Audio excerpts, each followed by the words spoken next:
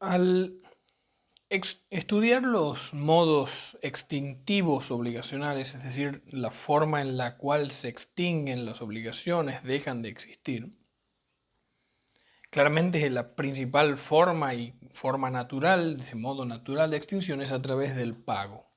Pero como se vino viendo a través de la materia, el estudio principalmente de esta parte de derecho de las obligaciones, el pago no es el único modo extintivo de las obligaciones.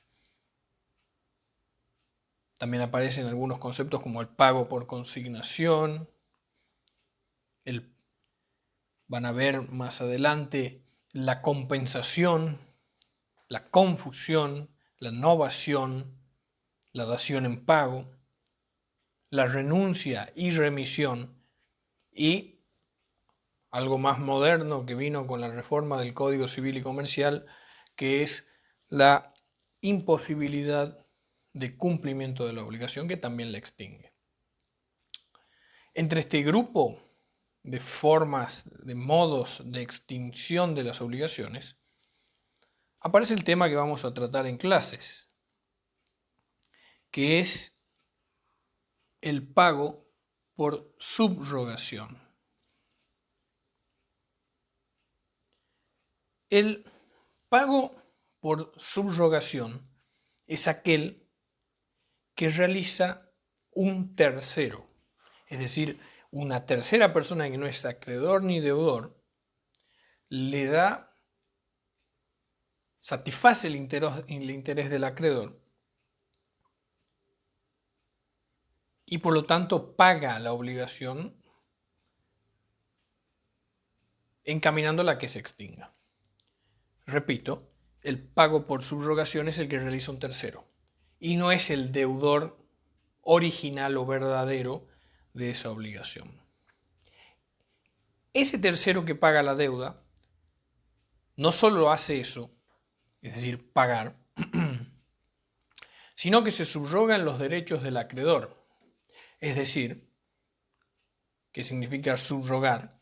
Significa que lo va a reemplazar en la relación obligacional y pasa a tener todos los derechos, acciones y garantías que el acreedor primitivo tenía contra el deudor.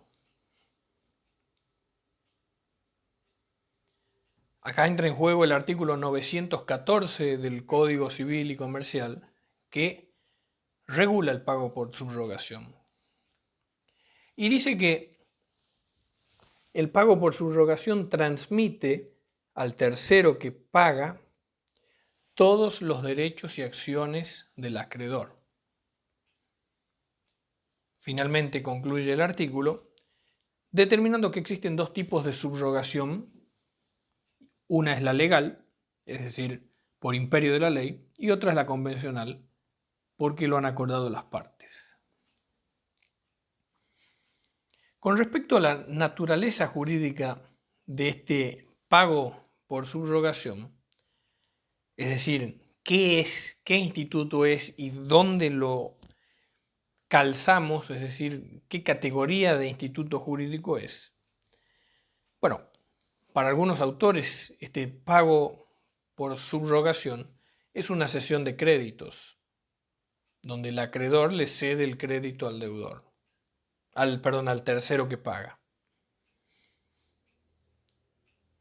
Otros autores dicen que es una ficción jurídica, una creación de la ley, mediante la cual una obligación es extinguida por el pago de un tercero, pero se la considera subsistente, es decir, que sigue existiendo en beneficio del tercero que pagó. Por eso se explicaría a través de esta teoría doctrinaria cómo el tercero se convierte en acreedor de todas las acciones y derechos en contra del deudor original. Otras opiniones, en lo que sería la doctrina clásica del derecho civil argentino, dicen que lo que se produce es una sucesión a título singular en los derechos del acreedor y la obligación subsiste a favor de quien pagó, es decir, del tercero. Claramente esta postura jurídica ha sido avalada por los autores clásicos del derecho civil, como Salvat, Jorge Joaquín Llambías y Borda. Como decía al final del artículo 914, existe dos formas de llevar a cabo la subrogación, una en forma legal por imperio de la ley y otra convencional.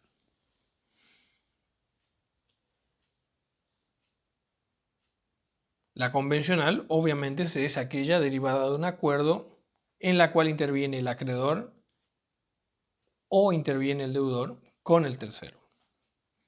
Vamos a los primeros casos, que son los casos de subrogación legal, es decir, dispuesta por la ley. El artículo 915 del Código Civil y Comercial dice que la subrogación legal tiene lugar a favor de distintos supuestos. En primer lugar, se dice que la subrogación tiene lugar a favor del que paga una deuda a la que estaba obligado con otros o por otros. ¿Qué significa esto? Demos un ejemplo para poder entenderlo mejor. El pago de un codeudor, es decir, que hay varios deudores de una obligación solidaria, es un caso de subrogación legal. El pago del fiador también es un caso de subrogación legal. El tercero subrogado, es decir, el que pagó, podrá accionar contra sus coobligados solo hasta la concurrencia de la parte, por lo cual cada uno de estos últimos estaba por lo cual cada uno de estos últimos estaba obligado a contribuir para el pago de la deuda. Por ejemplo, soy un codeudor solidario junto a otras dos personas por 90.000 pesos. Pago el total yo y a los otros dos codeudores les puedo reclamar solo su parte, es decir, 30.000 pesos a cada uno.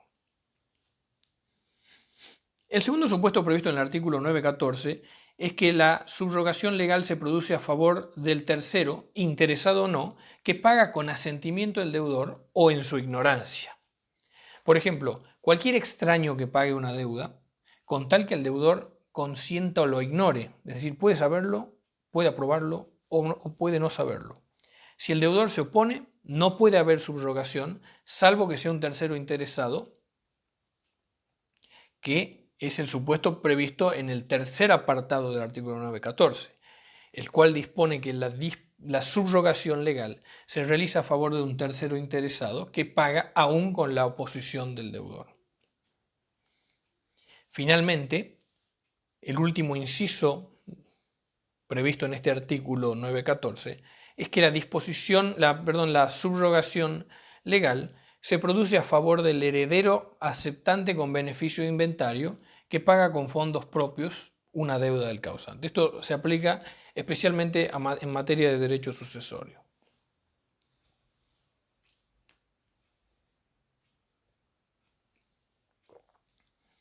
Otros casos que se dan de subrogación legal ocurren, por ejemplo, en la ley de seguros. Cuando una compañía aseguradora paga los daños a la víctima de un siniestro, por ejemplo, un accidente de tránsito, se subroga a la compañía en los derechos de ésta contra el autor del siniestro, es decir, contra quien chocó a la víctima. También ocurre, por ejemplo, en materia de derecho cambiario, que es la regulación de todos los papeles comerciales como letra de cambio y pagaré, y ocurre cuando hay un supuesto de subrogación legal en el pago por intervención en los títulos de crédito, que tiene lugar cuando un tercero se ofrece a pagar para el caso de que no lo haga el girado, es decir, el deudor. Si llegado el caso el tercero paga, adquiere los derechos inherentes al título contra aquel por el cual ha pagado y contra los obligados cambiariamente. No vamos a entrar en detalles, pero esto está regulado, es un tipo de subrogación legal, previsto en el artículo 82 del Decreto Ley 5.965 del año 63, que regula la letra de cambio y pagaré. Por un lado tenemos una especie de subrogación, que es la subrogación legal, y por otro, la subrogación convencional. ¿Cuándo ocurre la subrogación convencional? Obviamente tiene que haber un acuerdo de voluntades. Cuando ese acuerdo de voluntades lo realiza el tercero con el acreedor puede subrogar en sus derechos al tercero que paga. Este supuesto tiene lugar cuando el acreedor recibe el pago de un tercero y expresamente le transmite todos sus derechos respecto de la deuda. Esto hasta acá es totalmente asimilable a una cesión de derechos, que es un tipo de contrato en el cual yo cedo un determinado derecho y por lo tanto tiene que ser expresa y por escrito. Si bien no requiere la intervención del deudor, para que sea válida hay que notificarlo fehacientemente. Otro caso de subrogación convencional sería ya no el acuerdo con el acreedor, sino el acuerdo del tercero con el deudor. Cuando el deudor paga, o sea, esto ocurre cuando el deudor paga la deuda de una suma de dinero con otra cantidad que ha tomado prestada y subroga al prestamista, es decir, quien le dio el dinero, en los derechos y acciones del acreedor primitivo. Cancelo mi deuda con el acreedor original, pero ahora tengo una deuda con el deudor que me ha prestado el dinero, con el prestamista. Para que esta subrogación tenga sus efectos se requieren una serie de requisitos. En primer lugar, que tanto el préstamo como que el pago consten en instrumentos con fecha cierta y anterior al pago. En segundo lugar, que en el recibo conste que los fondos pertenecen al subrogado, es decir, a la persona que está realizando el préstamo. Y en tercer lugar, que en el instrumento del préstamo conste que con ese dinero se cumplirá la obligación del deudor, es decir, hay una imputación del dinero al pago de la deuda original. Esto se encuentra previsto específicamente en el artículo 917 del Código. De esta norma surge que esta subrogación también tiene que ser, como en el caso del acuerdo del tercero con el acreedor, también tiene que ser expresa y por escrito, y que para oponerla a terceros, tanto el préstamo como el pago al acreedor original, tienen que constar en instrumentos con fecha cierta anterior. Por ejemplo, una escritura pública o un documento privado con fecha cierta, por ejemplo, sellado por rentas de la provincia o con una certificación notarial de firmas. En el recibo tiene que constar que los fondos pertenecen al prestamista subrogado. Además, en el instrumento del préstamo, claramente acá hay dos obligaciones, por un lado el préstamo, por el otro la obligación que se está pagando, tiene que constar que el dinero que se pide es para cumplir la obligación del deudor con respecto al acreedor original.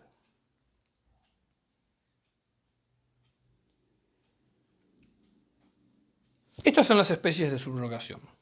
Ahora, independientemente de la especie, ¿cuáles son los efectos de la subrogación? Y acá entra en juego el artículo 918 del Código Civil y Comercial, que establece que el pago por subrogación transmite al tercero todos los derechos y acciones del acreedor. De repente el tercero aparece como acreedor en la obligación porque pagó y puede exigir el pago mediante los mecanismos que la ley le brinda al deudor original. Es decir, lo sustituye al acreedor. Desaparece el acreedor y de repente aparece un nuevo acreedor que es el tercero. También eso se aplica para los accesorios del crédito, que son, por ejemplo, los intereses. El tercero subrogante mantiene las acciones contra los coobligados, fiadores y garantes personales y reales, y los privilegios y el derecho de la retención si los hay. La subrogación, ya sea legal o convencional, traspasa al nuevo acreedor, todos los derechos, acciones y garantías del antiguo acreedor, tanto contra el deudor principal y como contra sus codeudores, como puede ocurrir, como ya dice el artículo, con los fiadores o garantes. Claramente el efecto de la subrogación es la sustitución del acreedor dentro de la relación obligacional. Un tercero pasa a revestir ese carácter de acreedor contra el deudor.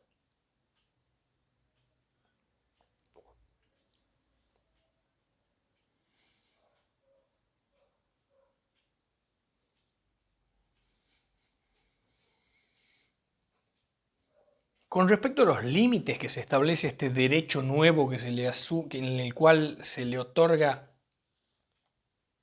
al tercero, que es el nuevo acreedor, el subrogado, que es el deudor, el, el acreedor nuevo que aparece, puede ejercer todos los derechos y acciones del acreedor solo hasta la suma que él ha pagado realmente para la liberación del deudor. En segundo lugar, el codeudor de una obligación de sujeto plural solamente, que era el caso, por ejemplo, de una obligación solidaria o de una fianza, solamente puede reclamar a los demás codeudores la parte que a cada uno de ellos les corresponde, que era como ocurre en el caso del ejemplo de una deuda solidaria en la cual hay 3 personas y el monto es de 90.000 pesos. Yo pago los 90.000 pesos y no les puedo reclamar 90.000 pesos a los 2 deudores que quedan, sino que solamente lo que les corresponde, 30.000 a cada uno, porque yo ya pagué mi parte.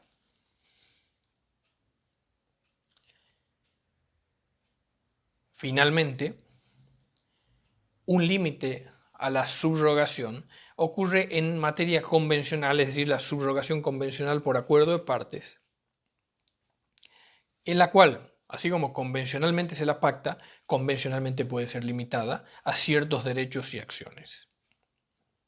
Todos estos límites están previstos en 3 incisos, A, B y C, en el artículo 919 del Código Civil y Comercial.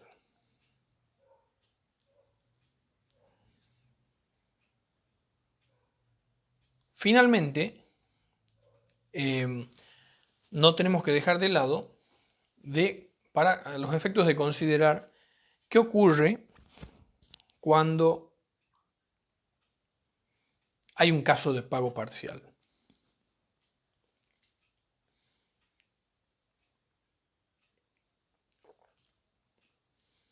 De esta manera, el código ha contemplado el supuesto en el que el subrogado, en lugar del acreedor, hubiese hecho un pago parcial, ¿sí? Es decir, el tercero no paga la totalidad del crédito, sino solamente una parte. En vez de pagar 90.000, pagó 50.000. Y los bienes del deudor original, no alcanzan a pagar la parte restante del acreedor, es decir, para el acreedor y para el subrogado.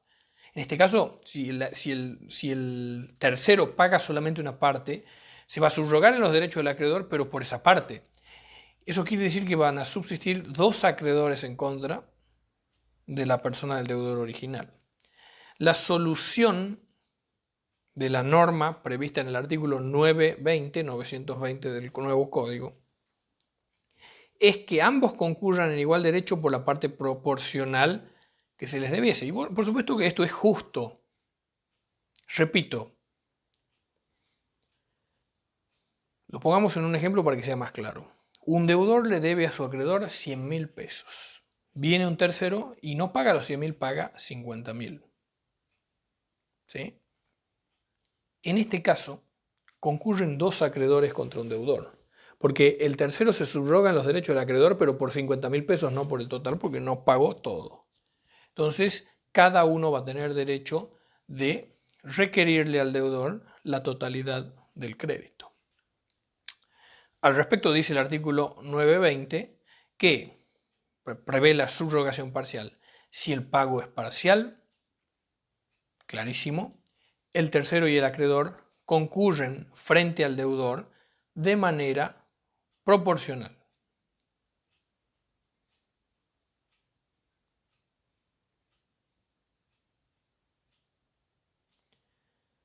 Redondeando los conceptos, la subrogación siempre implica que un tercero paga por el deudor original y pasa a subrogarse, a sustituirse en los derechos que le corresponden al acreedor. Ese pago puede ser total, es decir, lo corre al acreedor, a la posición del acreedor y queda como único acreedor frente al deudor, o parcial. Si paga una parte, concurre proporcionalmente con la parte que pagó junto con el acreedor original frente al deudor. Las formas de realizar el pago por subrogación son en forma legal, es decir, dispuesta por la ley, y en forma convencional, ya sea por acuerdo de voluntades con el acreedor o con el deudor. El efecto siempre es el mismo y es fundamental, que es que el subrogado, el que realiza el pago por subrogación, el tercero, asume los derechos que le corresponden al acreedor dentro de la relación obligacional contra el deudor, incluyendo sus accesorios, como los intereses, no solo capital, y además tiene la posibilidad de ejercer los derechos contra los codeudores, como ocurre en las obligaciones solidarias, y garantes, como ocurre con los fiadores. Por supuesto que tiene los límites que se encuentran previstos en el artículo 9.19. Y finalmente, como ya dije, la subrogación puede ser total o parcial. El caso de la subrogación parcial, el acreedor va a concurrir en sus derechos creditorios contra el deudor, en parte proporcional a la que pagó el tercero. Es decir, no va a poder reclamar el tercero por la totalidad ni el acreedor por la totalidad, sino cada uno por la parte que le corresponde. Muchas gracias.